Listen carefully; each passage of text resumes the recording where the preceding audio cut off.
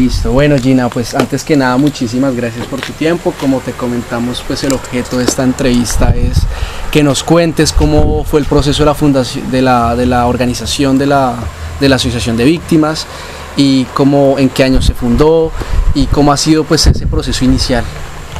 Entonces, si nos quieres comentar por eso, cómo comenzó. Bueno, la Asociación de Víctimas comienza a raíz de que cuando empezó la ley de justicia y paz, ¿sí?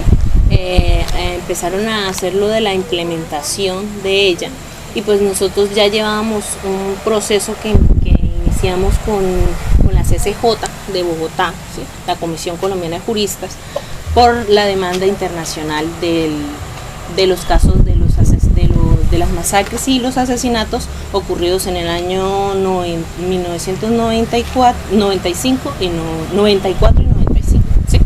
Entonces, a raíz de todo esto, como pues la comunidad es una comunidad, si ustedes, todo el mundo se conoce, todo el mundo tiene que ver con todo el mundo, todos somos familia. Entonces, siempre que íbamos a las reuniones, pues estábamos las mismas familias, el mismo dolor. Entonces, viajábamos a Barranca Bermeja. El programa de desarrollo y paz del Magdalena Medio empezó a hacer reuniones acá, empezó a hacer que luego de las masacres nadie salía a la calle, o sea, literal, esto era, o sea, nadie salía, eso era solo porque nadie tenía pavor de salir de la casa y nadie salía. Entonces el programa de desarrollo y paz empieza a llegar al corregimiento y a los corregimientos vecinos, y empieza a hacer una labor social, a empezar a conocer la comunidad, cómo estábamos, cómo funcionaba. Empezaron las primeras organizaciones, que bien están lo que son la asociación de las mujeres, la de los pescadores. Empezaron a hacer organizaciones y ellos ayudaron a conformar esas organizaciones. Nosotros, por el proceso judicial, empezamos solamente a llevar el trámite del proceso judicial, pero pues con la ayuda del programa de desarrollo y paz dijimos, bueno, ¿y por qué no nos organizamos? Tenemos tantas cosas en común, y que no sea un dolor solamente que nos una, sino como que no se repita ese tipo de hechos, y quizás hay personas que están sufriendo en silencio el dolor y no han podido hacer el trámite de ese dolor, o sea, no han podido hacer el trance del dolor. Nosotros teníamos la ventaja, por así decirlo, de que el programa nos estaba apoyando y nos llevaba a talleres con psicólogos, ¿sí? Que pues yo era menor de edad, por lo menos yo quedé de 8 años cuando asesinaron a mi papá y a mi tío, y luego asesinaron a mis primos. Entonces todo ese dolor estaba como guardado. Entonces yo decía, si uno de niño, que yo era una niña y tenía todo ese dolor acumulado, ¿cómo serán las otras personas? Entonces con Santiago, que pues era el director del programa de desarrollo y paz de Barranca, empezamos a hacer la gestión. Entonces él dijo, bueno, ¿y por qué no hacemos una organización donde todos estén vinculados, donde tengan una voz en el país, puedan hablar y quizás conocerse con otras personas, cómo son los procesos, cómo lo están viviendo, en qué podemos ayudar, ¿sí? Cómo sobrellevar el dolor de todos y qué podemos hacer para cambiar esa situación, porque uno se queda como que con el dolor y con el miedo de que será, no lo hago, mejor no hablo, mejor no digo, mejor no salgo, que se acabe todo, ¿sí? Porque esto era alegría pura y ya, o sea, literal no había alegría de ninguna especie, ninguna manifestación, artística, nada de eso, porque todo se quedó como nulo, como que escuchar una tambora era para nosotros, no, ya eso no se podía. Entonces eso nos llevó a nosotros a decir, bueno, está bien, vamos a organizarnos, vamos a hacer una organización con las personas que llevamos el proceso. Eso fue en el año 2010, cuando empezamos la búsqueda de esto. Yo me puse a organizar, yo trabajo desde chiquita, entonces tenía conocimientos de otras organizaciones, empecé a buscar información, Santiago me mandaba otra y realicé los estatutos como pude, les leímos, duramos 3 años en eso, hasta el 2013, que ya el primero de 2013 hacemos la asamblea general con todos los asociados. Pero pues en el caso de nosotros, las madres de los muchachos que sufrieron la última masacre ya eran señoras de más edad, ¿sí? Entonces era más complicado para ellas porque ya unas pues no están en el momento, ya como fue hace años, pues ya no se encuentran con nosotros, pero igual nosotros seguimos en el proceso. Y nada, desde ese momento empezamos con la organización y nuestra finalidad era hacer que el punto de Puerto Patiño, más que pasara de ser como que, ay no, allá que realizaron una masacre y hay un montón de gente, sino no quedarnos ahí, sino como que hacer proyectos productivos para las mujeres, para los pescadores, ¿sí? Buscar maneras y recursos de hacerse visibles para que esos recursos llegaran, porque uno sabe que están. Yo le decía a ellos, eso está. La cuestión es que nosotros no sabemos cómo gestionarlo, entonces hay que hacerlo, hay que organizarse para que eso pueda pasar, porque si yo voy y hablo sola, bueno, listo, un pájaro no hace mucha bulla, pero ya cuando somos varios y tenemos algo en común, que es ese dolor, lo utilizamos más bien para hacer algo positivo en vez de quedarnos ahí. O sea, eso es lo que decía mi psicóloga, hay que transformar el sentimiento. Entonces yo decía, la única manera de transformarlo es ayudar a otro, usted no tiene otra manera, porque eso es una mentira, uno decir, ay no, es que no, ningún dolor va a ser igual, o sea, mi dolor como yo lo llevo no es igual al de los demás, y menos el de la mamá que perdió a sus hijos. Si yo perdí a mi papá y a mi tío y a mis primos, la que perdió los hijos, 2 o 3 hijos, y luego los primos, porque todos somos familia aquí, entonces era complejo. Entonces eso era lo que buscábamos, que se hiciera eso.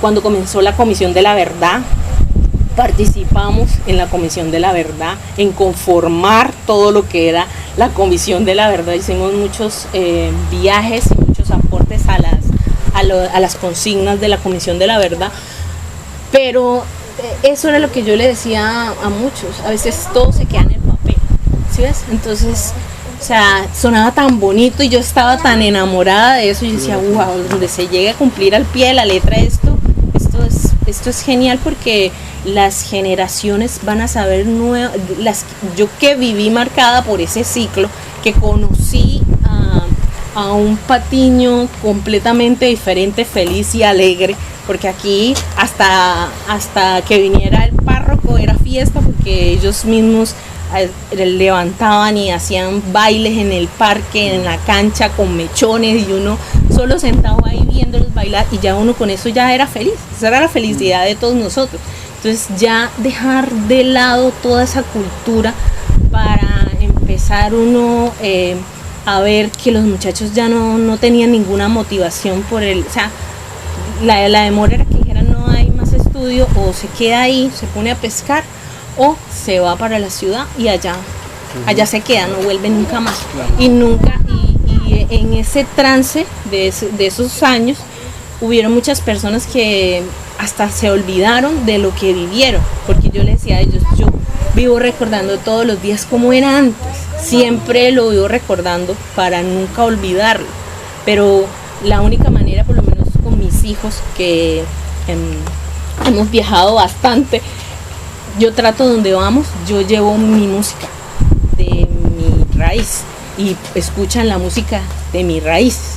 Entonces yo le decía a ellos, es eso, si la familia como tal, y esa es la cuestión que tenemos ahorita como organización, es el rescate cultural de la comunidad, porque se ha dejado completamente. O sea, ahorita yo le decía, yo lo entiendo en la ciudad, que un niño esté metido en el teléfono 24/7, que un niño esté en tablets, esté en el celular, se vaya, pero aquí no es normal eso, ¿sí? O sea, yo le decía, la normalidad de aquí es que un niño salga a jugar, que uno se encuentre niños tirando zapato uno al otro en la calle, o que uno diga, no, está para la cancha, están jugando, están haciendo una actividad, más que estar metidos en otra cosa. Entonces, por eso con Alejandro le empezamos desde pequeño a que así a él le gustaban las tamboras, a involucrarlo con todo lo que era la cuestión artística,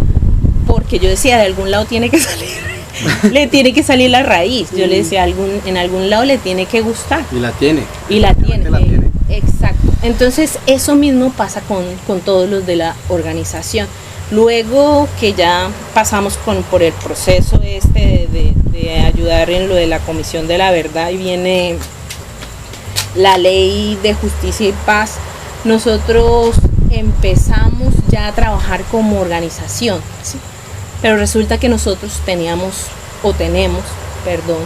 el proceso judicial, y cuando estábamos ya organizados empezaron las audiencias de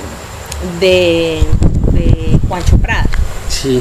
Entonces, sí, cuando empiezan las audiencias, pues nosotros asistimos a las audiencias.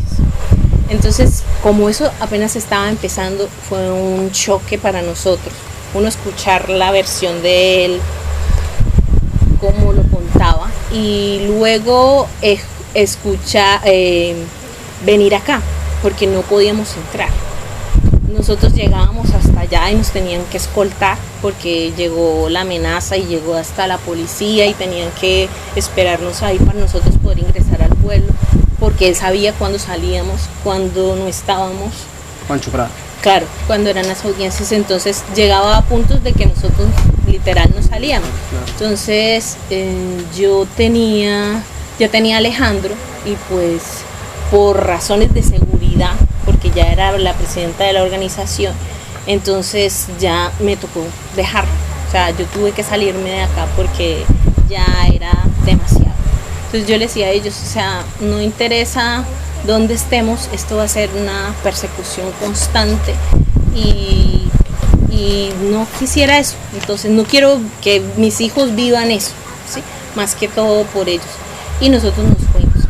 La asociación quedó en stand-by completamente, o sea, hasta el 2016, que el ADIA, porque Santiago se le volvió cansón, decidió nuevamente reactivar la asociación, ¿sí? O sea, había quedado con... Claro, yo la dejé, o sea, yo literal corté contacto con todo el mundo de acá. Nadie tomó la iniciativa de... No, porque es lo por que la te seguridad. digo. Claro, es el miedo, o sea, todo el mundo, o sea, es un miedo que es una cosa es decirlo y otra cosa es que tú tengas que vivirlo, y todo el tiempo en esa cuestión, que ya sabían los nombres de la familia, de todo el mundo, y acá literal cuando empezó la cuestión con el paramilitarismo, nosotros tenemos que votar obligados. Aquí llegaban los paramilitares y le decían a uno, vea, usted tiene que ir a votar por fulano de tal. Y él venía hasta la puerta y se quedaban en la puerta para verlo salir. Y voto que salía de otro, y ellos mismos los rompían ahí, y solo salían de aquí los votos que tenían que salir nomás. Claro. Entonces, es un miedo constante y nadie se olvida de eso. Entonces, a raíz de que usted le diga, no, es que si usted entra, si usted va, nosotros no fuimos más a audiencias. Nosotros lo que nos dijeran los abogados era, sí, no más. Hay ese tema, perdón, te interrumpo, Gina. Con la Ley de Justicia y Paz, una de las críticas que se le hace al proceso es que básicamente era como un monólogo del violador, prácticamente en este caso, o de la persona que ultrajó, pero que no se le daba voz precisamente a las víctimas. Uh-huh. ¿Ustedes cómo creen que esa visión es así, o cómo fue ese proceso? Sí, en las audiencias? Porque literal, o sea, cuando ellos se daban las audiencias y ellos daban su versión o su testimonio de verdad, porque era su verdad, uh-huh, y tenía uno que escuchar cómo los insultaban a los familiares de uno, diciéndole que eran guerrilleros, y que por guerrilleros los mataban, porque era el no sé qué, eso de putos no los bajaban. Entonces yo decía, ¿qué resarcimiento puede encontrar una víctima o una persona o la madre de su hijo que le están diciendo, lo maté porque era malo. Sí, toda la vida vivió con su hijo y eran muchachos, o sea, algunos eran hasta menores de edad. Y su pecado fue haber salido esa noche y encontrarse en la calle. A la hora que ellos habían dicho que no tenía que estar nadie en la calle. Ese fue su único pecado. Entonces, que a una mamá le digan una cosa como esa, entonces decíamos nosotros, ¿para qué nos llevan a eso? Si nosotros salimos es peor, destruidos, porque esa no es la verdad. Eso no es reparación, eso no era, y esa no era la verdad, porque nosotros conocíamos la verdad, nosotros sabíamos que el ejército había escoltado los camiones con los muchachos, que los que estaban aquí habían tenido que salir detrás de los carros a decirle al ejército que por favor, y supuestamente nunca pasó por ahí. Entonces uno decía, entonces aquí, ¿cuál es la justicia? ¿A cuál justicia uno va a buscar? ¿Sí? Por eso cuando pasaron los hechos, nadie creía ni en la guerrilla ni en para nosotros todo el mundo era miedo total, claro, absoluto, el ejército, lo que fuera, y pusieron bases militares aquí, pero eso era peor, eso era una locura. Claro, es un tema a veces ellos se iban a extremos y una noche como cualquiera llegaba uno y se drogaba y empezaba con a disparar y todo el mundo tirado en el suelo. Yo me rompía las manos de tirarme al suelo porque pues mi casa no tenía piso y yo vivía en un pánico completo desde niña a tirarme al suelo porque yo no podía escuchar una ráfaga y eso era una M60, una cosa que tiene muchos tiros y esto por acá era puro, porque la base militar era ahí, sí, enfrente. Esto para acá era puros yucales y esas cosas. Todo eso amanecía vuelto nada. Y no pasaba nada. Porque tocaba, o sea, dejarlo pasar porque era así. Entonces uno vivía con un miedo constante. ¿Sí? Ya cuando decidieron que ya no iban a mandar ni a los unos ni a los otros. Y ya como que uno quedaba como que, bueno, mejor así, o sea, mejor que no haya nadie, mejor que sea así, porque era demasiado complicado para todos nosotros esos episodios de locura de un lado y del otro. Claro, hay una pregunta, Gina. Bueno, es que tengo muchas preguntas, la verdad, pero a manera de la organización, ¿cómo ha sido el proceso del trámite del dolor a partir de la organización? Bueno, cuando empezamos, como les comentaba, por cuestiones del programa de Desarrollo y Paz y cuando conocemos a la CCJ, que es quien lleva los procesos judiciales, a ellos les asignaban unos recursos a la CCJ, no sé, creo que eran internacionales de ONGs. Era lo mejor, o fue lo mejor que tuvimos nosotros, porque con ellos nosotros nos hacían talleres con psicología, a recuperar la tradición. Yo me acuerdo que fue la primera vez que volví a pintar a color, fue en un taller de esos, porque fue demasiado. O sea, es que una cosa era, ¿cómo les digo? Una cosa era antes de y después de. Entonces ya yo olvidé pintar, entonces ya no pintaba a color. Y cuando pinté nuevamente a color, yo dije, Dios mío, si yo pude cambiar ese trance y no lo pude hacer sola, ¿cómo serán todas esas señoras que tienen ese dolor acumulado de no de uno, ni de dos, sino de tres seres queridos al mismo tiempo? ¿Sí? Entonces yo decía, claro, hay que hacer que en la reparación se le dé apoyo psicológico, se le orienten a los niños, porque yo decía, yo quedé siendo una niña y no tenía con quién hablarlo ni cómo, o sea, para mí ya después que pasó la muerte de mi papá, que se murieran mis primos, no volví a llorar más. No podía llorar por un muerto porque se me volvió una normalidad, o sea, era normal. No, sí, tenía que esperar que en cualquier momento se muriera cualquiera. Entonces yo decía, cuando ya íbamos a los talleres, yo decía, si eso sentí yo, los otros que quedaron más chiquitos que yo, cómo harían el trance. Cuando llegamos con lo de la ley, nosotros fuimos de los primeros que dijimos que se debía hacer, que se le diera un apoyo psicológico a las familias, a la familia, porque decíamos nosotros no estamos diciendo que solo nosotros es toda la comunidad, porque claro, a mí mataron a mi papá, pero si usted se va de aquí para allá, dice, pero Germán, yo que me tomaba no sé qué con Germán, Juancho que me regalaba pescado, Juancho que iba a no sé qué y me traía queso, yo que le compraba no sé qué, nosotros que dormíamos juntos, todos somos familia, todos tienen que ver, y el dolor en diferente medida todos los vivieron. Entonces nosotros lo que buscábamos era eso, que por el proceso que lleváramos aquí se hiciera una reparación colectiva. Y bueno, estamos en ese proceso, ya pasamos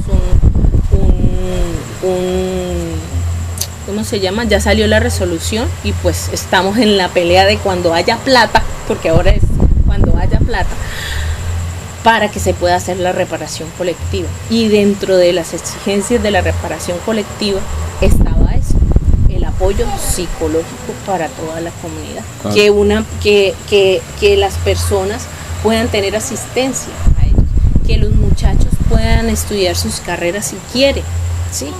Eso te iba a decir, ¿en qué consiste esa reparación colectiva? Pues nosotros la tenemos demarcada en el apoyo para toda la comunidad. Uno que es el físico, dijimos que van a venir a decir que reconoce el Estado, que se cometieron los hechos victimizantes y que piden perdón, entre comillas, por todo lo que sucedió, ¿sí? Para ese evento se supone que van a hacer una placa con los nombres de las personas fallecidas, se va a poner, y también solicitamos para el puesto de salud una ambulancia funcional para todo el tiempo, porque eso pasó mucho, que una persona se moría porque no tenía cómo salir de aquí. No había manera de salir, o sea, literal se moría, porque antes por lo menos el enfermero hacía algo, pero ya ahora que no le dejan ni coger una puntada, se muere cualquiera en el camino. Entonces eso pedimos que se les dé prioridad a los muchachos, a los jóvenes que van, si quieren estudiar una carrera artística o si quieren estudiar pues cuando eso no había gratuidad en las carreras, entonces era muchísimo más difícil. Pues yo me acuerdo que yo, siendo representante legal, me postulé como 500 veces al ICETES para hacer mi carrera y no pude porque no cumplía no tenía conocidos políticos allá para poder pasar a hacer. Entonces yo decía, es tan frustrante para una persona creer que puede hacer una carrera con préstamo, porque ni siquiera era regalada, era prestada la plata. Entonces, y no hacerla. Entonces los muchachos lo que decían era eso, no, a nosotros nos toca o irnos a pescar o buscar un trabajo aquí de granjero o lo que le salga a uno porque no es más, ¿sí? Yo decía, tanto profesional que se necesita, ¿sí? Porque por lo menos nosotros decíamos, nosotros aquí en el colegio no hay profesores. Y muchos muchachos querían estudiar para ser docentes y no tenían los recursos. Entonces yo decía, es bueno que en la ley incluya eso, que le den la prioridad a esas personas en manera de reparación para que sea posible que estudien, para que sea posible. Pero bueno, ahorita con lo de la gratuidad no sé cómo sea, espero que sí funcione y que las personas que deseen pudieran prestar el servicio militar, porque por lo menos mi hijo, yo nunca jamás en la vida desearía que preste el servicio militar por todo lo que pasó. O sea, yo le decía, el día que una juez de ordenamiento nos dejó hablar en una audiencia, yo le dije a ella, y yo le dije, yo lo siento mucho y sé que le debo respeto a los entes nacionales, pero resulta que nosotros cuando solicitamos a ustedes justicia de la sociedad no la tuvimos, del ejército no lo tuvimos, de la ley no la tuvimos, y fueron los únicos, fue el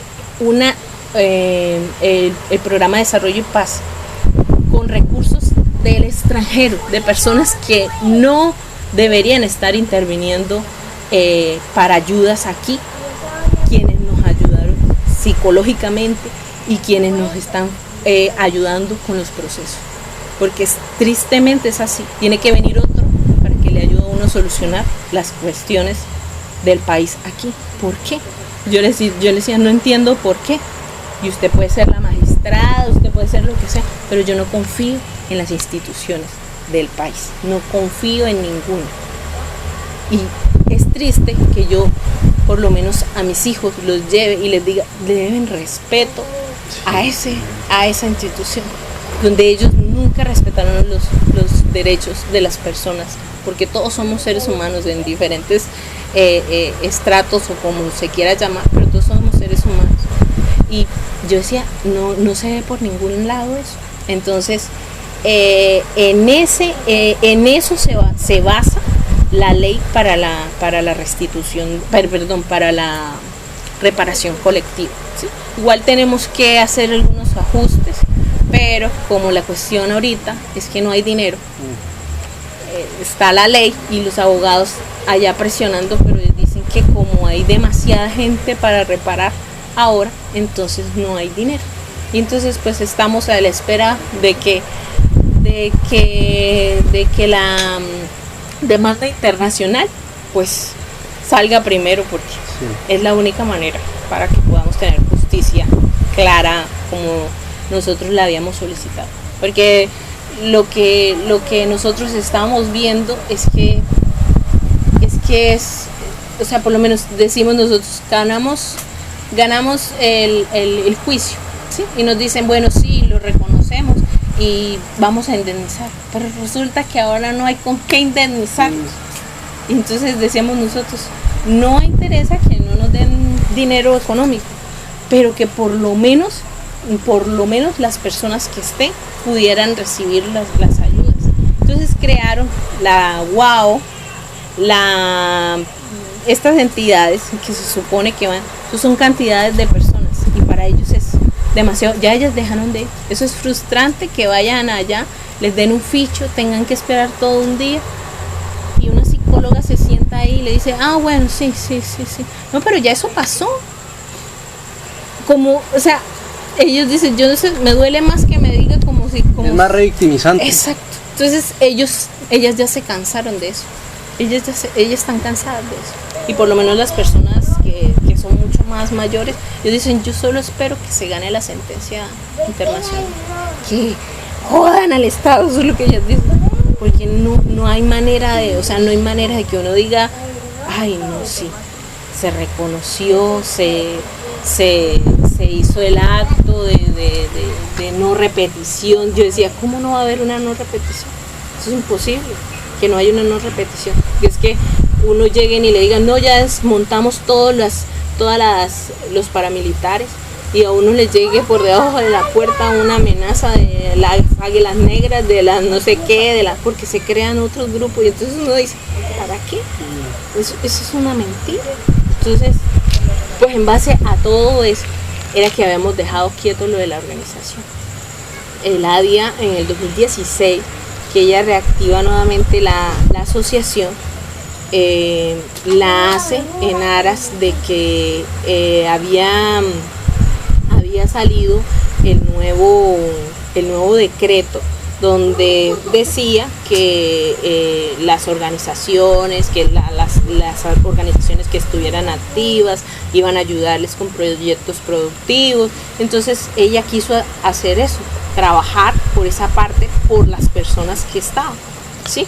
Entonces ya no enfocarnos como en el proceso judicial, porque ya eso lo llevan los abogados, y dejar de lado lo del dolor y ya no más, porque decíamos nosotros no vamos a obtener nada, y era un dolor de cabeza ir a buscar ayuda psicológica a la UAO, o sea, no era sentido para nosotros, y no era lo que nosotros habíamos pedido inicialmente cuando pedimos la ley. O sea, no pedimos, o sea, nosotros pensamos que los psicólogos que iban a poner eran como los que nosotros teníamos, que se ponían en el trabajo, que hacían un trabajo y no lo hacían sentir a uno culpable de lo que pasó.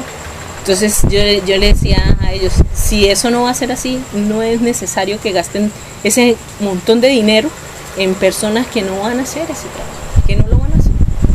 Entonces, nada, empezamos a trabajar por ese lado y por eso estamos o empezamos con lo de la organización. Entonces, a ella le ha tocado muy difícil en el sentido de que las personas que quedaron o que estaban en la organización ya no creen en ninguna de las instituciones del Estado. Entonces ellos, o sea, ya están dejados de eso. Eso no va a pasar. Ellos no creen, ¿sí? Entonces, cuando volví hace 2 años, que es que estoy en el trabajo de ayudarle a Ladia, que yo sé que es un trabajo pesado, lo de la organización, y empezar a trabajar, yo le decía, empecemos a trabajar con lo que hay, que el gobierno sacó, que hay que trabajar por el sector agropecuario, listo, hagámosle por el sector agropecuario, miremos las organizaciones que quedan, miremos los muchachos, unámonos entre todos para que puedan llegar los recursos, para que pueda llegar algo, para que se pueda reactivar la situación. En el caso de los muchachos, que gracias a Dios, pues con la nueva Junta de Acción Comunal, el muchacho está trabajando, ¿sí? Entonces está buscando como la manera de que hagan un proyecto para que tengan recursos y puedan ellos ya sea organizarse aquí el festival de tambora, que es lo que se está buscando, y que los muchachos se vuelvan a enamorar, porque créame que es el trabajo más difícil, porque las personas que lo hacían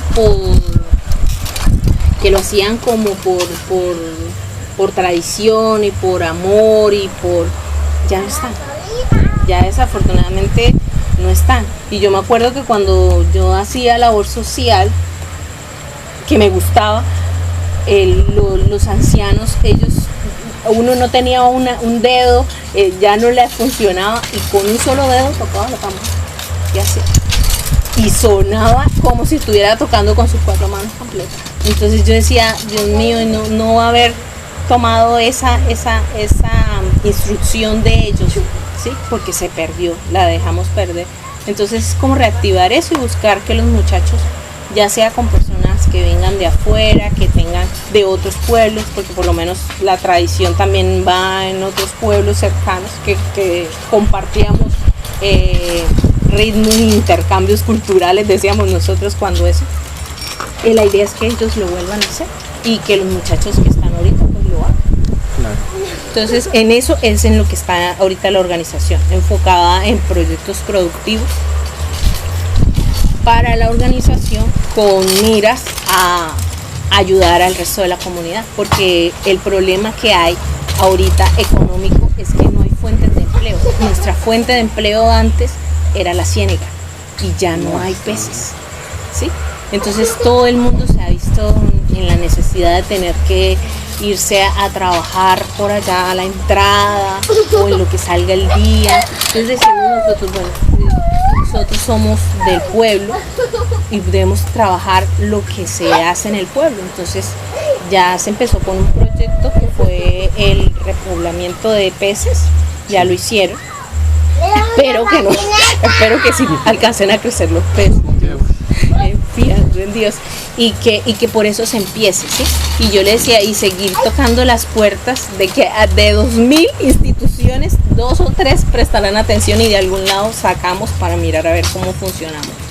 Estamos participando en un proyecto en la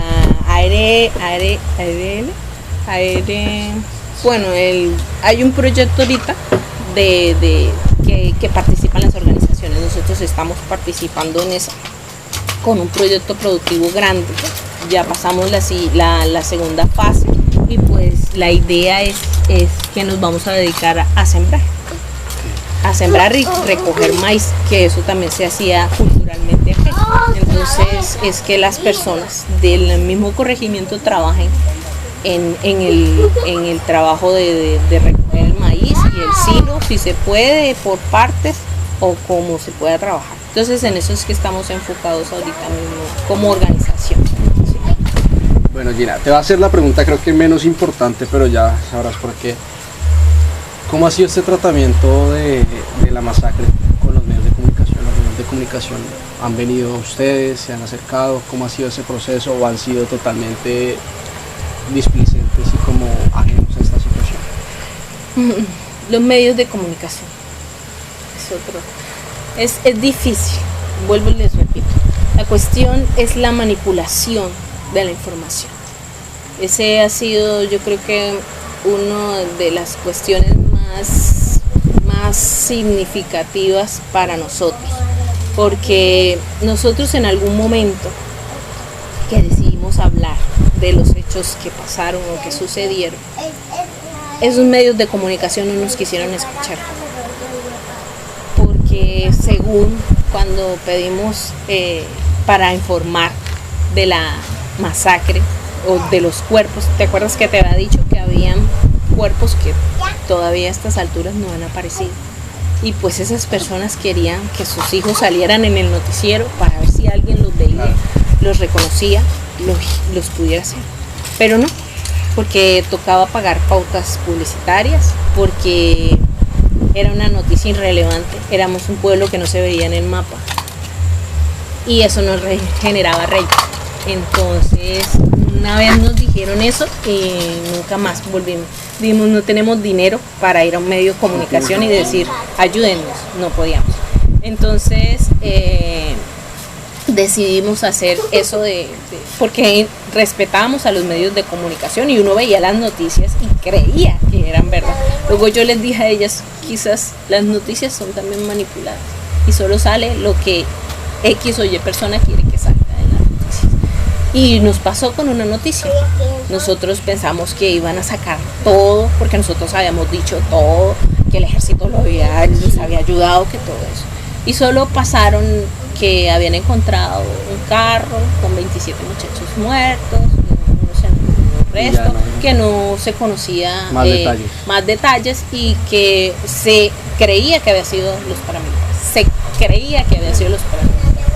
Yo decía, es triste, porque si ni siquiera como sociedad nos ayudamos, decían. Entonces, por eso les digo, nosotros nos volvimos una bolita, que solo nos confiamos los unos en los otros. Y de hecho, hablar de eso, decía la de nosotros, no podemos decir nada, porque no sabemos a quién le estamos diciendo. Entonces va y le dice a fulano que no, que mire que si sale esta noticia, que no sé qué, usted se ve perjudicado. ¿Quién le dijo? Fulano de tal. ¡Pum! Van y nos friegan y nosotros quedamos fregados. Y yo sí, okay. Entonces mejor guardemos silencio. ¿Sí? Entonces, en ese sentido, ha sido más eso. Lo que pasa es que ahorita, por los tiempos que han cambiado y estos aparatos en cierta medida han ayudado, y es que cualquiera puede tener información de cualquier parte.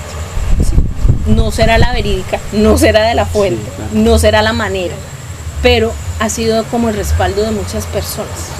El hecho de que si alguien me va a hacer algo, pues lo grabo o digo o estoy grabando o algo, es como lo que hemos mirado que se puede como hacer en esos casos.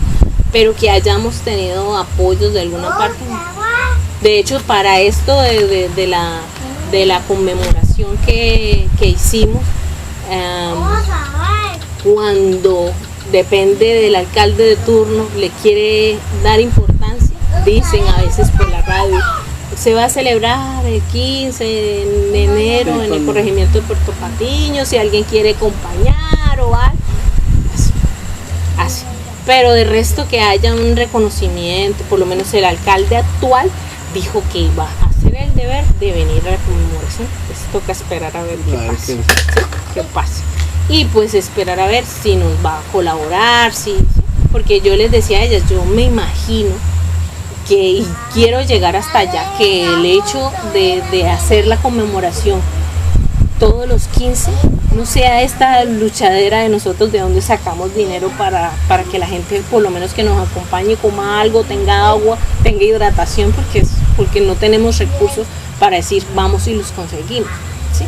Pero sí espero que con el trabajo que vayamos haciendo y que Dios permita nos ayude a consolidar la organización, que no tengamos que depender de nadie para que podamos hacer el evento sin darle las gracias a fulano que nos dio tal, que nos hizo esto, que le rogamos 1000 veces para que nos diera una regla.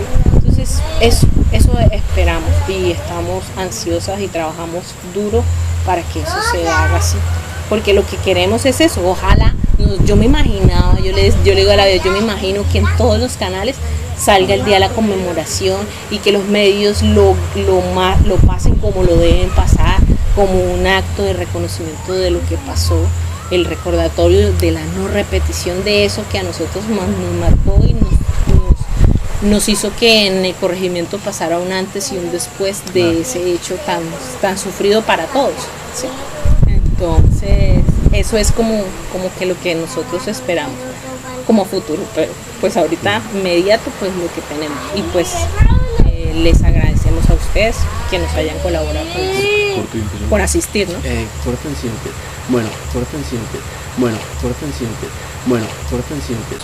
Bueno, precisamente esta pregunta que te la hice, Gina, pues va con 2 sentidos. Primero, pues por un lado, como te comentamos, nosotros 3 somos estudiantes de periodismo y la pregunta te la hacíamos porque consideramos que efectivamente los medios de comunicación lastimosamente hacen hacer su labor, y más en esta clase de hechos, y lo que generan es un proceso y veces de revictimización peor, que es como para qué entonces colabora. Entonces, de todo corazón te pedimos excusas como a manera de los medios.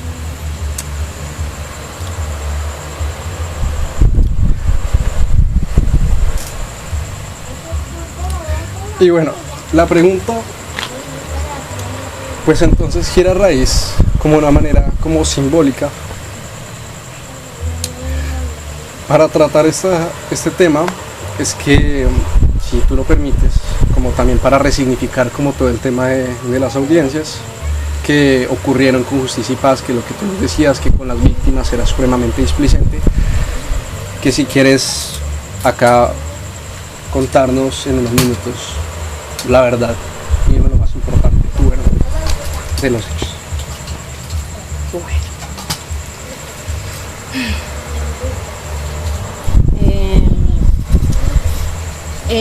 Cuando yo tenía 8 años de edad,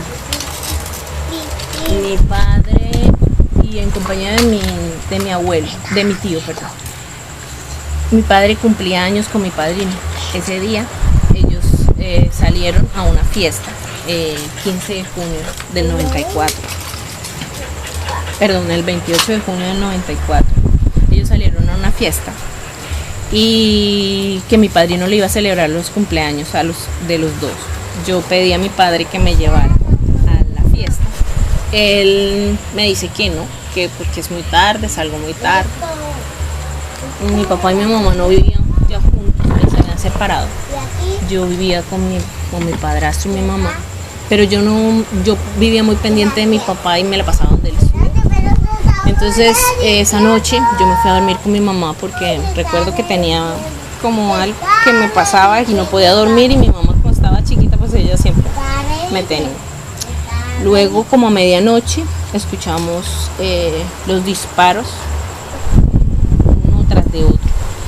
Nosotros salimos corriendo, todos corríamos, toda la comunidad corría, el resto de los invitados estaba ahí, los paramilitares estaban ahí, todos con las capuchas puestas. Les pidieron los documentos a todos y les dijeron que los mataban porque eran guerrilleros. A todos los tenían ahí temblando porque venían buscando a los que ellos decían que iban a matar. Entonces, con la sangre de mi padre y de mi tío, pintaron todas las paredes y marcaron AUSA en todas las paredes, delante de todos. Cuando iban subiendo de aquí para arriba, hay otro corregimiento que es el Marqués, y allá siguieron la matanza. Mataron a 2 más porque con el mismo sentido, la misma manera, y ya no estaban en horas, porque nosotros teníamos horas para dormir. Nosotros todos teníamos que estar acostados después de las 8 de la noche. Nadie podía estar afuera después que ellos estuvieran aquí. Y pues el que encontraron en la calle, pues ya la llevaba. Ellos los mataron subiendo porque los encontraron en la calle. No fue otra explicación, sino porque estaban en la calle y no tenían que estar en la calle. El 15 de enero del 95 vuelve y pasa lo mismo. Ellos no avisan que van a venir y entran al pueblo a la misma hora, después de las 9 de la noche, y empiezan a revisar las casetas, que aquí le llaman popularmente las casetas. Todos los que estaban en las casetas eran muchachos entre 17, 18. El que más tenía 20, no tenían más. Y a todos los subieron en camión. A ellos ni siquiera les pidieron papeles, ni siquiera les dijeron usted no. Ellos los subieron solo a un camión. De aquí para arriba, cuando iban, los iban amarrando de las piernas al camión y los jalaban. Y así iban matando y dejando regado de a uno por uno hasta donde llegara. Por eso algunos no los hemos encontrado, porque algunos de ellos, sus restos no han aparecido, y los otros que quedaron metidos en el carro, que veían cómo los otros iban muriendo uno por uno de esa manera. Los encontraron por restos al último en lo que era la salida de Juncal. Por eso decíamos que ellos tuvieron que haber pasado por ahí y que ellos tuvieron que haberlos visto, porque todos quedaron regados. Entonces el ejército dijo que no había visto nada, ningún carro sospechoso, nada, porque los familiares iban detrás del carro, ¿sí?, tratando de buscar, y así fue que fueron recogiendo los restos de todos. Eso duró 2 días para ellos encontrar a las personas. 3 de ellos no han aparecido hasta el momento, ni los restos ni nada. Ellos dicen que los otros que no pudieron recoger los habían echado a una fosa, al río, donde tenían unos caimanes, y que pues si no estaban allá, pues que ellos no sabían dónde estaban. Eso fue lo que ellos dijeron, pero que ellos los mataron así porque ellos pedían que los bajaran gritando, que ellos no dejaron de gritar en todo el camino que iban. O sea que todos los por donde pasaron los escucharon. En el Marqués, que es el pueblo que está saliendo, decían que a ellos se les desgarraba el corazón cuando los escuchaban gritar, a los que llevaban, a los que iban. Entonces eso fue muy triste, y yo tenía 9 años. Y luego, cuando encontraron los cadáveres de todos, a ellos la fuerza pública o el resto se los entregó en unas bolsas, y cada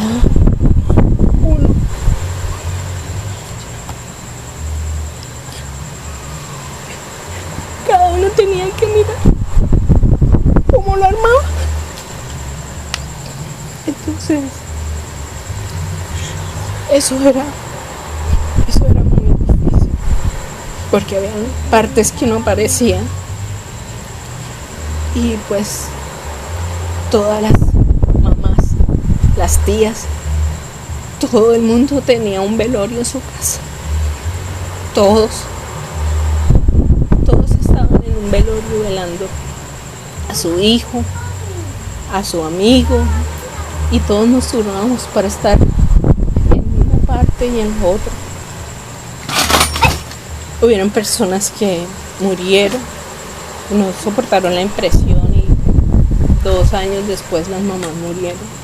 Porque fue demasiado difícil el hecho de una muerte tan sufrida para ellos. Entonces, nada, ellos siguieron con las investigaciones, supuestamente, que de saber quién era. Unos decían que eran los guerrilleros, otros decían que los paramilitares, pero nosotros todos sabíamos quiénes habían sido, porque allá se daban las órdenes en San Martín, y Juancho Prada mandaba a la gente y solo lo mandaba a matar, porque si no le caían bien a alguno y decidía que lo mataran, pues había que matarlo porque él daba para la vacuna. Y si los muchachos que no estaban en la hora que no debían estar, pues, y si iban a buscar a uno de esos y caían 10, 15, 20, eso no importaba. Y como pasó lo de mi papá y no pasó nada, todos nos callamos, todo pasó y ya. Entonces ellos sentían cada vez más fuerza. Podemos llegar a matar a donde sea, como sea, y ellos se van a dejar. Y entonces era el miedo constante todo el tiempo. Cada vez que uno salía y escuchaba, solo escuchar un camión era la perversión para nosotros, para todos, para los niños. Nosotros ya no salíamos al parque, ya no podíamos salir, ni jugar, ni reunirnos. Los primos entre los primos en las casas, pero no podíamos salir a ninguna parte, ni ir a jugar, ya no había ida al parque, ni ida a la iglesia, ni ida a nada de eso. Porque todo eso, y todo el mundo de negro, todo esto se acabó el color, ya todo el mundo usaba negro. Y yo le decía, pero ¿por qué? ¿Por qué nos tenemos que poner negro? Y ellos decían, porque ya no hay color. Y los niños, todos nos vestíamos de negro. Solo existía el negro, no existía ningún otro color. Entonces, así pasó ese año. Y empezaron ellas a buscar a los que faltaban. Y el uno decía que lo habían visto por una parte, el otro decía que lo habían soltado, que había uno que se había escapado, pero ¿quién nos decía a nosotros la verdad? Porque nadie, o sea, ninguno de los que estaba ahí se salvó. Nadie nos podía decir, y por eso era que nosotros buscábamos a la justicia, porque si ellos lo vieron, ellos los pueden seguir. Yo decía, ¿por qué no buscan al policía? Ellos lo van a ayudar. Y mi abuela me decía, eso no existe. Ya no existe eso, hija. Nosotros estamos solos. Ni aquí, ni allá. Todos son malos. Entonces, uno crece con esa percepción de que todo el mundo le quiere hacer algo. Yo le decía, es tan triste. Uno no puede confiar en nadie. Y nosotros nos volvimos todos así. Nosotros todos confiamos aquí, solamente en los que son de aquí. Pues si llega alguien extraño, créalo, todo el mundo está, pero ¿de quién es? ¿De dónde viene? ¿Por qué está aquí? ¿Qué quiere? ¿Qué busca? ¿Qué vino a hacer? Porque no podemos ya darnos el lujo de decir, no, venga, bienvenido, siga a mi casa. No. Eso todavía tiempos que después de eso nadie, ni siquiera la casa de los vecinos, nadie lo dejaba entrar uno en ninguna parte. Y solo había un huequito en la puerta para mirar, que lo hacían con un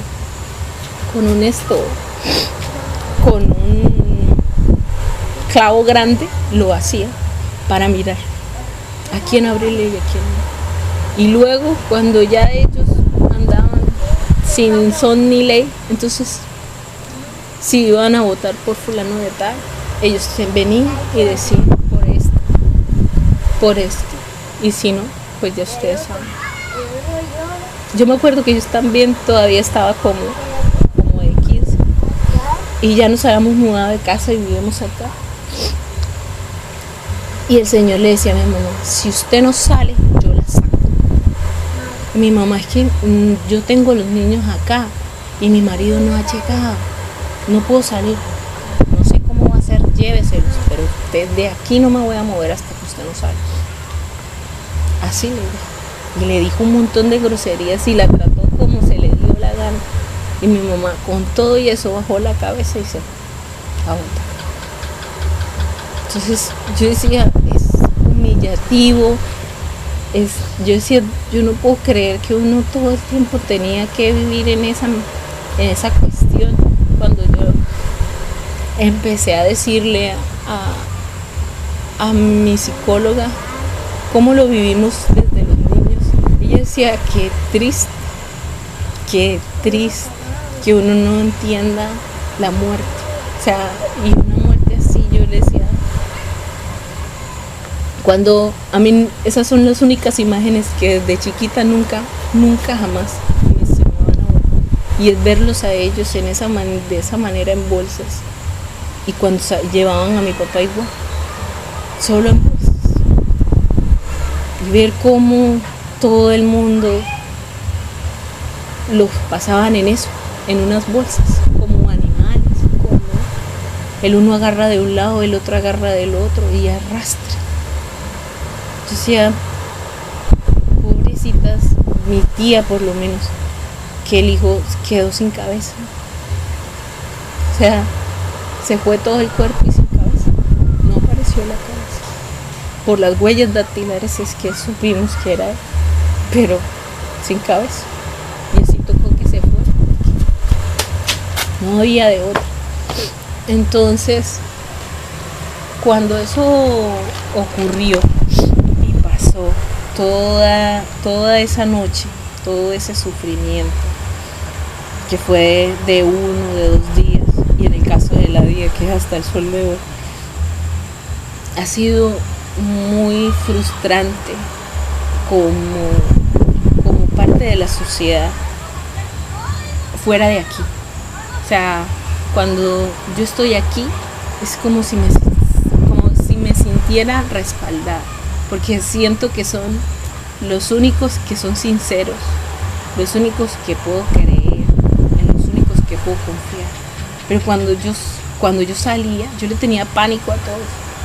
Yo salgo y voy y creo que alguien va detrás de mí, en cualquier momento me van a hacer algo. Entonces yo le decía a mi esposo, es un miedo constante.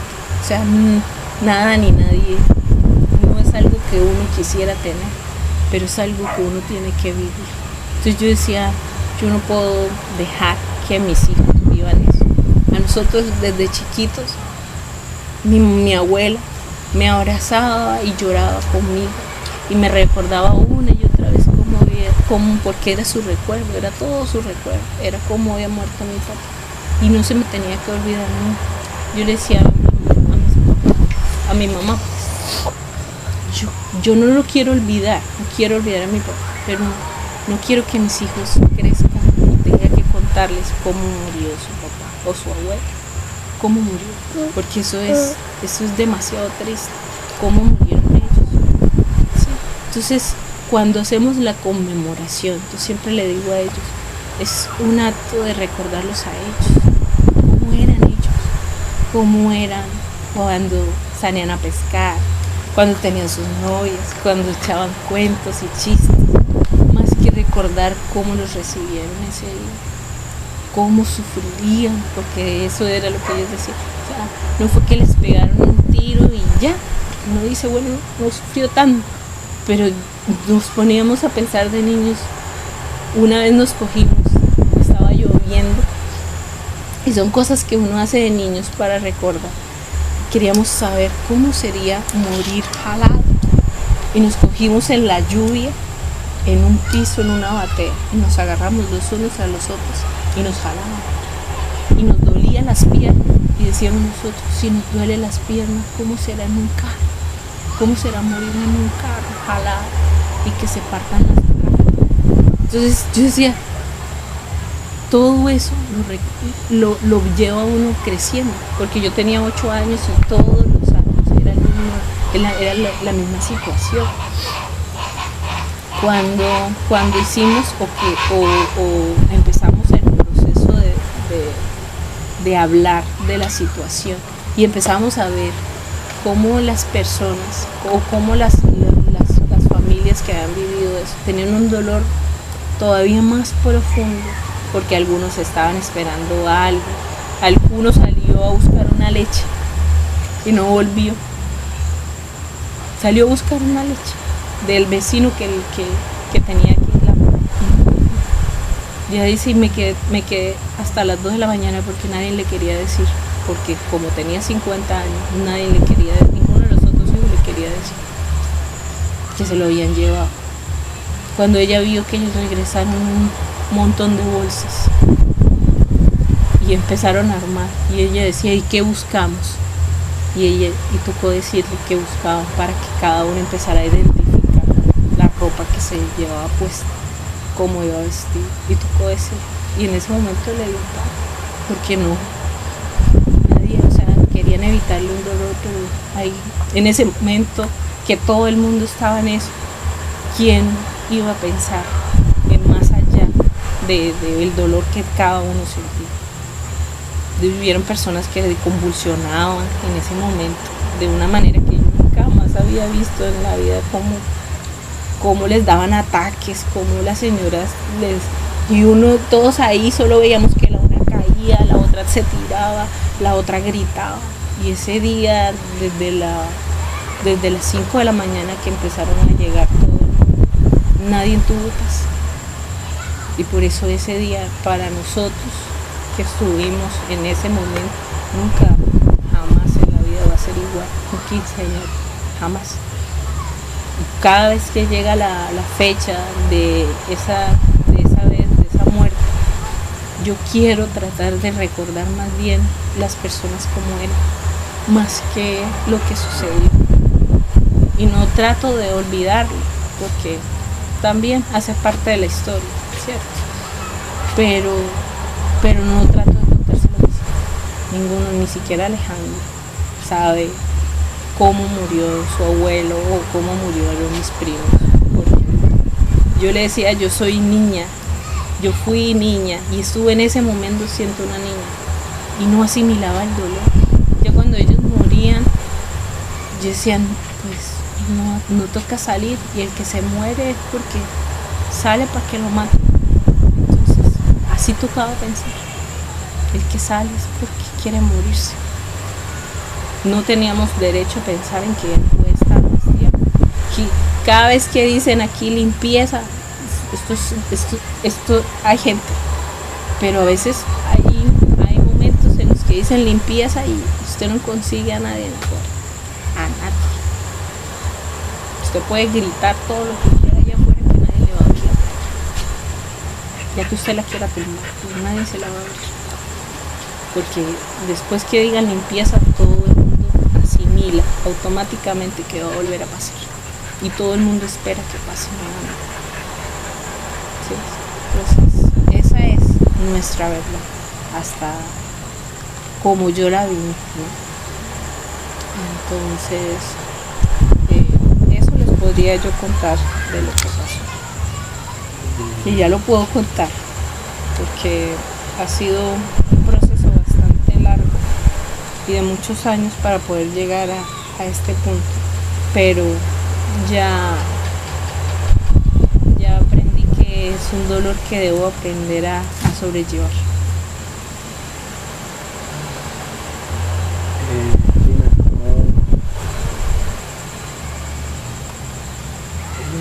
¿Cómo va el proceso con la sentencia internacional, con la comisión, con la CIDH? Pues para ellos ha sido todavía más difícil, en el sentido de que primero no habían datos concretos, porque de esos hechos, como los contamos, no había un registro de nada de eso, solamente los decesos, pero nada más, ni ejército involucrado, ni nada de eso. Al ellos empezar a hacer investigaciones empezaron a salir nombres de altos funcionarios del Estado. Entonces tuvieron que hacer ciertas acusaciones y pues empezaron a lo que era toda la parte de si usted dice o si usted habla, por lo menos a ellos les pasó en el caso de los abogados, deje eso quieto porque no, por ahí no va a conseguir nada. Y le pusieron miles de trabas hasta por una coma que pasaban en el documento para interponer la demanda. Y era, no coinciden las fechas. Luego el señor este señor que hizo lo de las masacres, es que Juancho Prada, Sí. dice que para esas épocas él estaba sembrando arroz y tiene registros de que estaba sembrando arroz. Y nosotros, o por lo menos nuestros familiares, que fueron a buscarlo allá porque sabían que era el que estaba operando acá, para decirle dónde estaban los cuerpos, él estaba en su casa. Pero como él tenía registros de que estaba sembrando arroz, eso es lo que pesaba. Entonces para la CCH fue muy difícil probarlo. Entonces él dijo que lo que pasaba era que él estaba ejerciendo el mando, pero que a veces los comandantes de los que tenía decidían que ellos por su cuenta hacían o mataban o hacían o acudían a los llamados de las personas que pasaban la vacuna. Entonces, y que a ellos les decían que eran guerrilleros, y como eran guerrilleros pues tocaba matarlos. Y eso fue la audiencia que nosotros estuvimos. Y él decía exactamente eso. Entonces los abogados se quedaban sin piso porque tocaba buscar cómo probar que él sí estaba ahí y que el ejército sí había visto, porque teníamos que buscar nombres, ¿sí? Porque no podíamos decir solamente, no, si el ejército estaba ahí, nos toca buscar nombres, quién estaba en ese momento ejerciendo, él estaba al mando, y cómo sucedió todo y pasaron por allí, si el ejército no se dio cuenta. Entonces para ellos ha sido muy, muy difícil en ese sentido. Luego ellos, porque nosotros hacíamos reuniones cada 3 meses al principio, porque ellos tenían inyección de la parte internacional, pero ya luego ellos ya no tenían cómo costear, ¿sí?, la ida de nosotros, porque nosotros no teníamos dinero para nosotros decir vamos a Barranca a una reunión. Entonces ellos eso era lo que hacían, literal nos llevaban, nos conseguían los recursos, nos reuníamos todos allá y empezábamos a armar el rompecabezas, porque nos tocó fue a nosotros armarlo y empezar a buscar a quienes podíamos preguntar. La gente no quería decir nada. Los que lo habían visto decían, no puedo decir nada, porque había un señor que trabajaba en la finca donde estaba Juancho Prada ese día, y ya le habían dicho que si salía alguna información de él y toda su familia, se la mataban. Entonces era un miedo tras otro miedo. Entonces nosotros decíamos, ¿cómo vamos a probar eso? Entonces básicamente fue por jerarquía, creo que le dicen a eso. Es decir, él puede decir, no puede decir, no estuve allá, ¿sí? Yo estaba en tal parte, sí. Pero como es su grupo, tiene que aceptar la responsabilidad, y a eso fue lo que los abogados apelaron, ¿sí? Porque probar que desmentir que él estuviera allá fue una cuestión muy difícil, porque él se movía con demasiada gente y muchísima gente hizo cosas para probar que él estaba allá. Entonces básicamente eso. Luego salió que no iba a proceder el caso por falta de pruebas, porque no había cómo probar que sí había sido el grupo paramilitar de Juancho Prada directamente, y que no había sido otro grupo, porque él decía que no y que no. Entonces los abogados, no sé cómo hicieron, consiguieron una prueba de fechas donde se dieron cuenta que Juancho Prada había mentido, y mentir en el proceso de justicia y paz pues pierde los beneficios. Entonces él entró a conciliar, que no, que bueno que no lo sacaran, que por favor que quizás la fecha no era la que tuviera muy seguro. Entonces por ahí fue donde se metieron los abogados y se quedó sin piso, y fue que pudieron ellos adjudicarle los hechos ocurridos aquí en el Marqués al grupo paramilitar de Juancho Prada. Entonces empezó la búsqueda de la verdad de lo que pasó, porque decíamos, queremos saber cómo pasó, porque nadie sabe cómo pasó, ¿sí?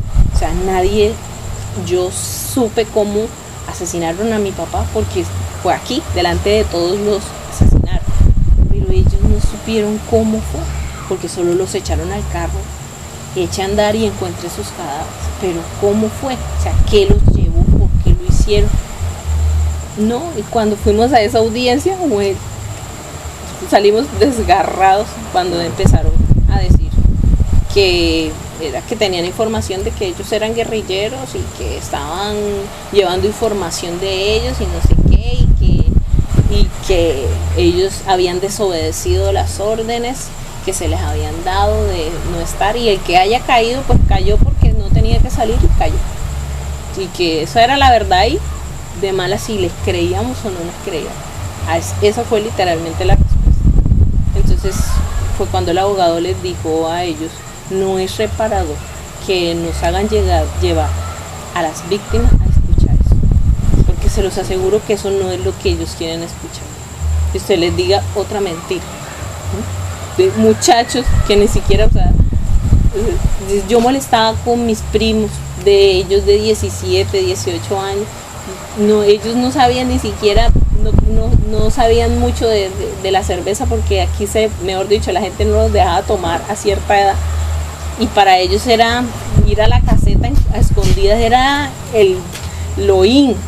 Yo decía, y que le digan que no, que su hijo era guerrillero y llevaba información y traía información y cogía, y eso literalmente la audiencia fue de eso, de decir cómo.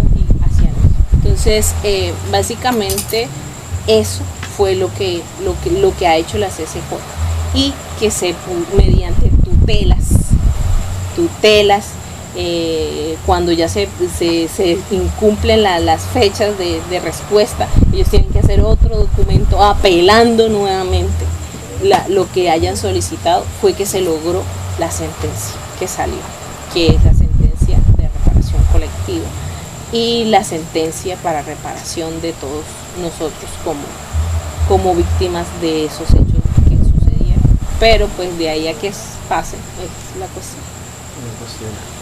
De los, pues supuestamente el comandante de ese entonces de Aguachica, era de apellido Lázaro Vergel. De él se sabe algo, si está pagando una él lo pena, cogió Justicia y Paz. Él estuvo en el proceso de Justicia y Paz. Él fue el que reconoció, porque luego que Juancho Prada se contradijo en sus audiencias, él fue el que reconoció, salió a sacar la patria y decir, sí, yo estaba ejerciendo allá, y sí, Juancho no sabía, yo lo hice porque, así como literal te lo estoy contando, yo lo hice porque me dijeron, pues, comentaron que allá habían guerrilleros, y fuimos, hicimos la limpieza y salí, y ya. Y ellos sí gritaban en el carro y eso, pero normal, tocó callarlos. Así. Eso fue toda la verdad que nosotros escuchamos. Eso fue todo literalmente lo que él dijo. Pero al principio Lázaro lo que decía era que no sabía dónde Patiño, sí, pues él había venido, pero que no había pasado nada. Luego que pasó con Juancho Prada, que se empezó a contradecir en las audiencias por las fechas, fue cuando él salió y dijo que sí había pasado y que había sido él, ¿sí? Pero no había sido directamente él, sino otro que había venido a hacer eso, pero había sido orden de él. Esa fue la única como respuesta que nosotros tuvimos de ese señor Lázaro, ¿sí? Porque pues nosotros de resto lo que nos había comentado los abogados, y es que como en la CCJ es otro camello, porque CCJ cambian. traduce en letras, ¿qué traduce CCJ? Comisión Colombiana de Juristas. De Juristas, listo. Esa es la CCJ. Listo. Y ellos pues no siempre están los mismos abogados, entonces en estos momentos cambia de abogado, se lleva el mismo proceso, pero mientras se adapta a los casos, y ellos no llevan solo los casos de nosotros, ellos llevan los casos del Salado, creo que del Salado, los del sur del Bolívar, todo lo que es Magdalena Medio, lo llevan ellos. Entonces pues es algo más complejo en este punto, porque pues cuando nosotros ingresamos con ellos, nosotros literal no teníamos apoyo jurídico de ninguna parte, ¿sí?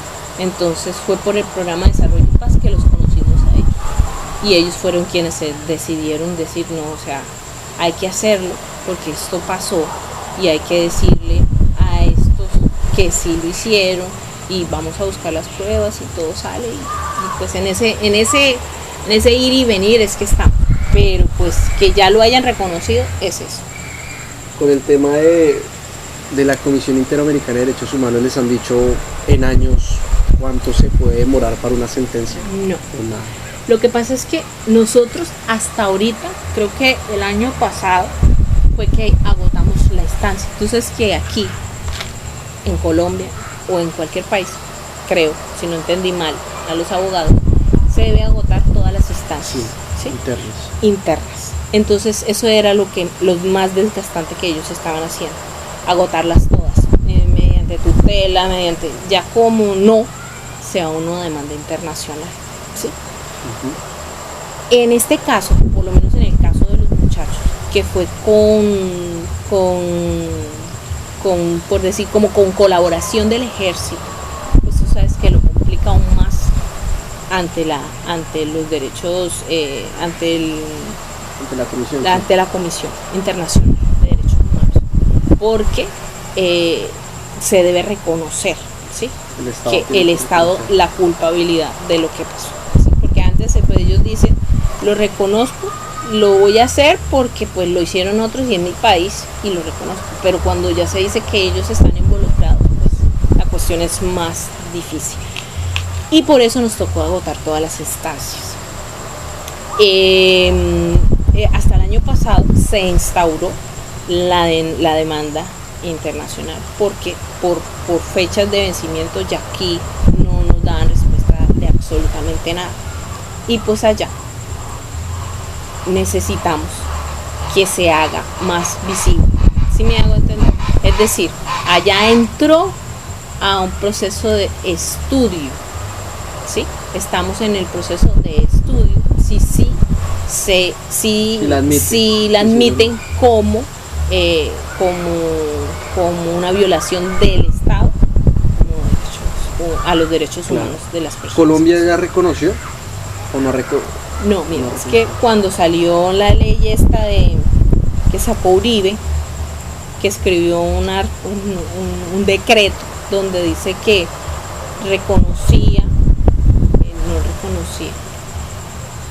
que aceptaba que habían ocurrido unos hechos, pero que el Estado no había tenido nada que ver. Resulta que esos documentos, y que pues tú podías recibir una reparación administrativa por eso, pero que el Estado no tenía nada que ver. Entonces muchas personas, en su desconocimiento y por falta de orientación, ¿sí? Muchas de las personas solo les dijeron no, en Acción Social están como dando una indemnización a las personas que sufrieron esos hechos y hay que firmar un documento. Resulta que muchos de los de la asociación, por desconocimiento y no estamos organizados, firmaron ese documento. Al firmar ese documento, pues se sobreentendía exactamente, y esa es nuestra pelea en estos momentos con eso, porque era lo que nosotros decíamos, o sea, y por eso usted ahorita le lleva un papel a cualquiera de ellos y jamás ninguno le pone mejor dicho, toca, llévenselos a Gina, llévenselos a Eladia, que lo manden a estudiar o algo, porque eso pasó, ¿sí? Entonces, ellos dicen que sí hubo una indemnización a las personas y hubo un reconocimiento. Entonces, esa es la pelea que pues actualmente tenemos. De hecho, el martes nosotros tenemos reunión con los abogados para ver cómo va eso, ¿sí? Si ellos han podido hacer que sí pase a la segunda fase de estudio o cómo va, porque ellos dicen que no van a ver, o sea que eso era lo que ellas esperaban y era que la demanda internacional hiciera que el Estado pues tuviera que reconocer, porque era lo que ellas decían, o sea, si alguien hiciera un gesto verdaderamente de que se solidarice con nuestro dolor y que realmente reconozca que sí pasó algo y que ellos no son ningunos guerrilleros ni nada, sino que respeten la integridad de ese ser querido que perdieron, como ellos lo recuerdan y no como ellos quieren que lo recuerden. Entonces, ellas dicen que cuando ese momento pase, ellas podrían descansar en paz. ¿Sí? Entonces, dice, si tiene que ser porque los obligue una instancia superior, pues que sí sea. La Comisión de la Verdad, tú nos contabas que el proyecto acá sonaba muy bonito, sonaba muy interesante, pero muchas cosas se quedan en papel. ¿Cómo fue eso? ¿Qué ocurrió? Pues a nosotros nos llamaron para lo mismo, cuando empezó lo de la ley. Nos dijeron que fuéramos, que se iba a hacer una comisión de la verdad, que a raíz de la ley de justicia y paz, que se habían acogido ellos iban a hacer un acto de reconocimiento, los que habían ocasionado todos esos daños, iban a hacer un acto de reconocimiento y que pues habían unos recursos que les iban a incautar y no sé qué, con los que se iban a hacer las reparaciones y se iba a hacer memoria. De hecho hablamos de hasta bibliotecas donde encontraran escrita la historia de cada una de las personas que nosotros perdimos, como cada uno de sus familias cuenta, cómo era John, cómo era Germán, cómo era Dimas, qué hacía, qué se dedicaba, ¿sí? Y esa memoria iba a estar de esas personas como las recordábamos, ¿sí? Y que habían perdido la vida fatalmente por alguien que les había arrancado la vida porque sí, ¿sí? Y ese era un acto de reparación que nosotros decíamos, wow, qué chévere. Iban a ver fotos de todas las personas que habían pasado por algo similar. Ahí va a haber un conversatorio, me acuerdo que hablamos de un conversatorio anual de todos los, porque yo conocí, o sea, cuando yo les cuento lo mío, no les puedo contar la del Salado, o sea, yo lloré por días la del Salado, porque era cuestiones demasiado, o sea, violaciones de derechos humanos terribles. Entonces decíamos nosotros que todos los años nos íbamos a ver en ese conversatorio, porque cada vez que nosotros íbamos, nosotros salíamos como liberados, como que descansados, como que llorábamos, pero como que todo el mundo descargaban. Eso, y como que no era el sentido de que estábamos solamente pues con un psicólogo, sino con alguien que había vivido algo parecido y creía uno que entendía su situación y no estaba como que, ay, sí, pero no lloren, sí, ya, déjelo ir, sí, sino que llore todo lo que quiera, desahóguese y libérese. Y ya decíamos, ay, tan chévere, en un año volvemos y nos vemos. Entonces eso era como que lo que nosotros esperábamos. Decíamos, bueno, listo. Y eso era una manera de nosotros liberarnos. Eso iba a quedar, supuestamente, para que nosotros lo hiciéramos, ¿sí? Iban a hacer unas capacitaciones para las personas que, por lo menos en nuestro caso, que solo iba la representante legal o la que estaba liderando el proceso, era como un congreso que se hacía y le daban a uno como un certificado y uno venía y instruía sobre la paz, sobre hechos que no se debían hacer, cuando era una violación de derechos humanos,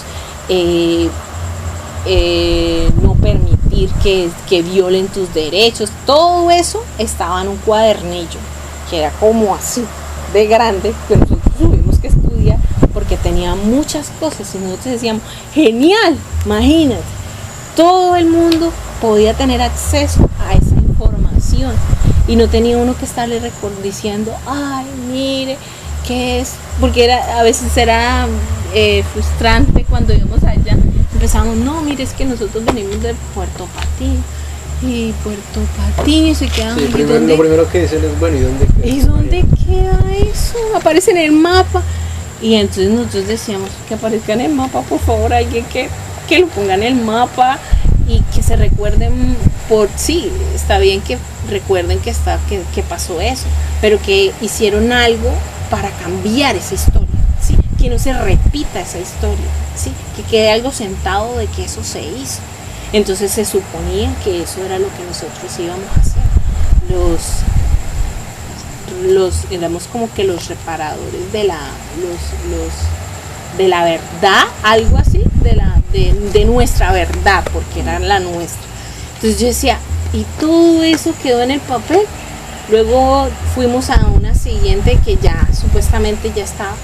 No, fue un congresista a decirnos que pues lo que pasaba era que pues tenía muchas cosas que pues en el momento eran imposibles de cumplir y pues tocaba como reducirlas a menos. Bueno, sacamos muchísimas cosas. No, bueno, listo, que no se hagan esto, que habíamos dicho que parques y esas cosas. Bueno, nos fuimos demasiado lejos, dijimos nosotros, del ahogado del sombrero y decíamos, pero que se quede el hecho de que podamos reunirnos, de que podamos hacer la liberación, de que podamos tener esto, que hagamos los trances, lo del hablar con un psicólogo o llevar un proceso de eso, de hablar.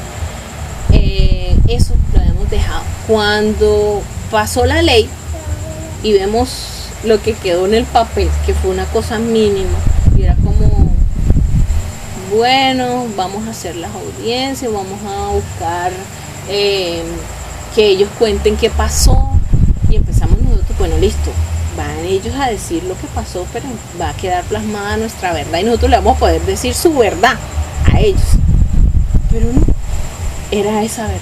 Entonces yo tampoco, no hubo verdad tampoco. Entonces yo les dije a ellos, no vuelvo más. Entonces, ¿por qué? Yo dije, porque yo no quiero escuchar la verdad de otro. Yo conocí a mi papá, viví con mi papá, yo sé mi verdad y nada ni nadie va a venir a decirme la verdad y que yo tenga que aceptar la verdad de otro, porque la dijo, porque yo no quiero escuchar eso, yo no lo quiero. Entonces no volví más a lo de la cuestión de la verdad. Y ahí quedamos. Creo que el ADIA fue a otra reunión y le pasó algo parecido. Y decía, no, ya quitaron hasta que nos reuniéramos. Y ahora que pues que ya todos conocían, entonces pues para qué se iban a reunir más y eso, y ya las personas que iban ya eran menos, los recursos eran menos para que asistieran, los que quedaban muy lejos, que habían personas que venían de los lados de Venezuela y pues los costos eran más elevados, ellos ya no podían venir porque no había dinero para eso, no se podía. Entonces yo decía, qué triste llegar a todos esos extremos y que no se cumpla lo de la verdad, porque lo que te decía, en el papel suena espectacular, pero la realidad es otra. Entonces no hay verdad, no la hemos conseguido. Y esperamos sí lograr decíamos con el ADIE, con la asociación, y es que la única manera de que las personas puedan conocer nuestra verdad es que nosotros la hagamos visible. No hay otra manera, ¿sí? Por eso cuando ustedes dijeron que eran periodistas y que es la primera vez que aceptaba hablar con periodistas, yo decía, la única manera de que verdaderamente alguien escuche puede ser que no digan la verdad como todos la conocen, y es la verdad de los paramilitares, que simplemente hicieron una limpieza social para ellos, y que lo que pasó aquí fue algo más profundo, que no solamente afectó a los que les mataron los familiares, sino que afectó a toda una comunidad y la marcó al punto de dividirla en dos etapas, del antes y el después de los hechos que ocurrieron.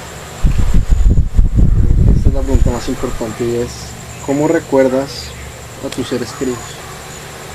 ¿Cómo lo recuerdas? Uy,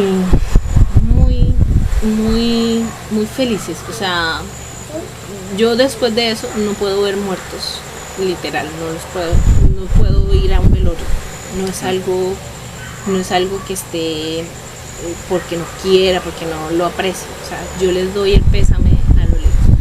Pero cuando veo un cadáver, automáticamente me lleva la imagen de mi papá en ese cajón. Entonces no lo hago, lo evito.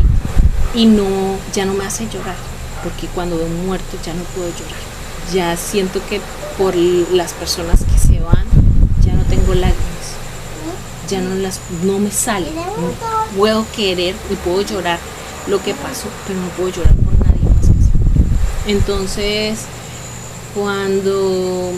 cuando los recuerdo a ellos, yo recuerdo a mi papá, cuando me decía bolita, porque era gordita, entonces me decía, ay, allá viene mi bolita de más, y me montaba en los hombros y me llevaba para la playa, y yo abría los brazos y él me llevaba por todo eso y corría conmigo en los hombros.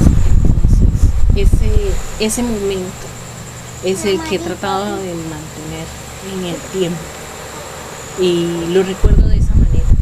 Yo cuando me echaba chistes malos y yo me reía, mi primo, sí, y me reía hasta el punto de que me dolía la panza, y él me traía pepitas de maicocho que me gustaban mucho, y me daba de comer, o nos íbamos al palo y nos montábamos arriba.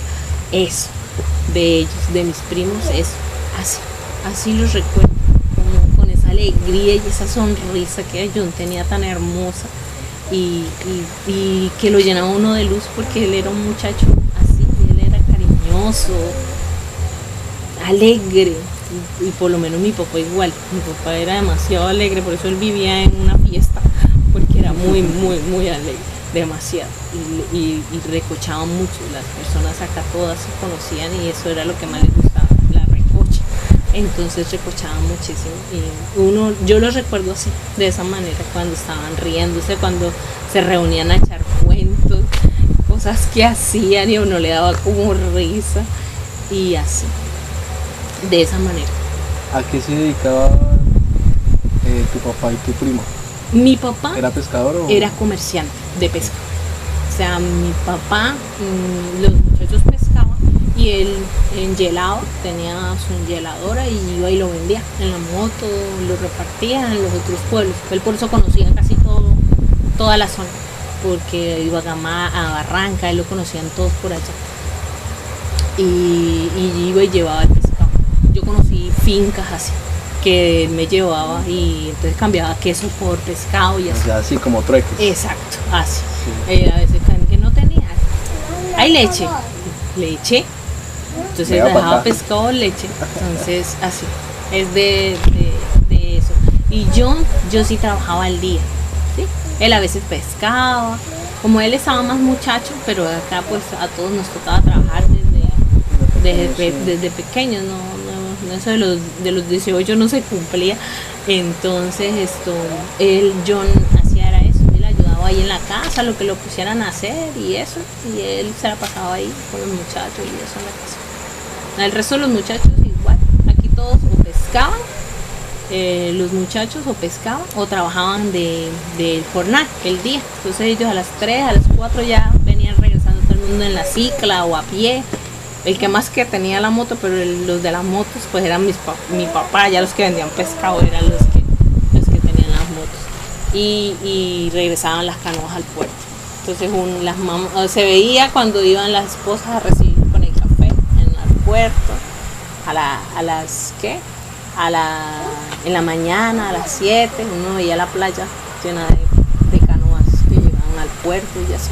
Eso era como los recuerdos que uno tenía de eso. Y en la noche que prendieran los mechones y empezar a escuchar historias de qué pasaba, que la Llorona, a mí me encantaba eso. Claro.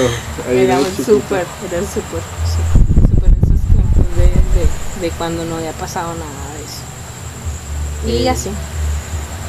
De esa manera los recuerdo todos ellos, con esa alegría que los caracterizaba a ellos. Así, de esa manera. ¿Algún otro mensaje o un último mensaje que nos quieras dejar o nos quieras contar algo más? Lo que sea, lo que quieras. O algún consejo, lo que sea. Pues siempre en esos procesos en los que estamos, nosotros, en el caso de como hechos que sucedieron de víctimas, yo siempre he dicho que lo que nosotros siempre vamos a buscar es una verdad, pero la verdad de lo que realmente sucedió, ¿sí? Y les pido a ustedes como futuros periodistas que van a ser, y es que antes de emitir cualquier noticia, siempre he dicho que hay 2 verdades, ¿sí? 3 con la verdadera, ¿no? Y es la que cuenta el uno, el que cuenta el otro, y la imparcial. Y ojalá ustedes sean esa parte, la imparcial. No parcializarse de ningún lado, porque yo siento que en la vida uno siempre va a tener 2 versiones, siempre, en todo, y me ha pasado mucho en la vida. A veces hago algo y yo lo siento de una manera, pero el que me lo hizo lo siente de otra. Pero uno siempre tiene algo, o siempre he visto que los periodistas tienen ese lado, y es que pueden llegar a ser imparciales, a ver con objetividad la situación, ¿sí? Y no dejarse llevar simplemente de lo que aparentemente se ve, porque nosotros vivimos mucho eso, nosotros lo vivimos en carne propia, el hecho de una desinformación, y la seguimos viviendo, el hecho de la desinformación, el hecho de que prima primero quien dice quien cuenta la historia para que le puedan creer, o para que sea verídica, o para que pueda ser emitida. Entonces, ojalá sean ese lado del periodismo que antes de, si realmente quieran contar la historia como realmente sucedió en el ámbito que se sucedió. Bueno, Gina, ya esta es una última pregunta, y es como lo más importante para nosotros es respetar tanto la dignidad de esos seres queridos como la dignidad de ustedes. ¿Quieres que algo que nos hayas contado acá no se toque en el libro, o quieres que se toque todo, o quieres que hagamos énfasis en algo más, o cómo quieres eso, o no hay ningún problema? Como lo importante es que tú te sientas cómodo. No, pues yo la verdad es que como conté la situación tal cual fue como yo la viví, ¿sí? Y ya a este punto, en otro punto de la vida te hubiera dicho, quita es toda la mitad de todo lo que dije de él.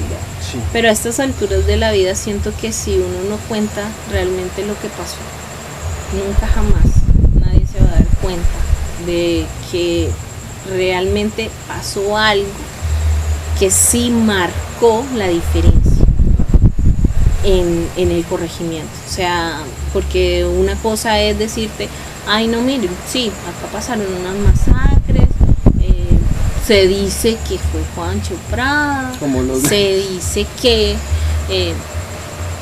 había que pasó el ejército, se dice, yo a estas alturas de mi vida con toda seguridad puedo decir y puedo asumir ya los miedos, ya yo decía ya los miedos ya pasaron y ya no los necesito más en mi vida y hasta que no suelte los miedos no voy a conocer una verdad. Podemos saber los nombres completos de tus seres queridos. ¿Quieres que aparezcan los nombres o no quieres que aparezcan los nombres? Pues sí. Pues lo que pasa es que lo de mis primos son varios y no los recuerdo completos los nombres. Pero si tú quieres yo lo puedo conseguir, porque Eladia es mi primo yo, porque con yo conviví más. Ya el hermano de Eladia pues es mayor, pero él es desaparecido, él no Sí, igual. no- Vamos a tratar también de hablar con él allá. Yo creo que el objetivo es como hablar con todas las personas que quieran frente a esto y que si alguien no quiere también está totalmente válido, pero si no, pues la idea es como hablar con todos.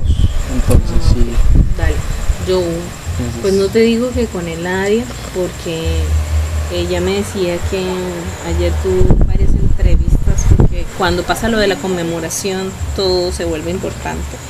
Entonces me decía que no, pues que ella estaba ya ocupada con eso y pues que de aquí al martes no iba a poder porque mañana no viene. Ella tiene que... De aquí el lunes, ¿no? ¿El lunes viene a la conmemoración? Sí, pero pues lo que Claro. te digo, va a estar Sí, en la ocupación. sí, claro. Entonces, no sé, yo le dije a ella, de todas maneras, si tú puedes hablar algo con ellos, porque pues el caso de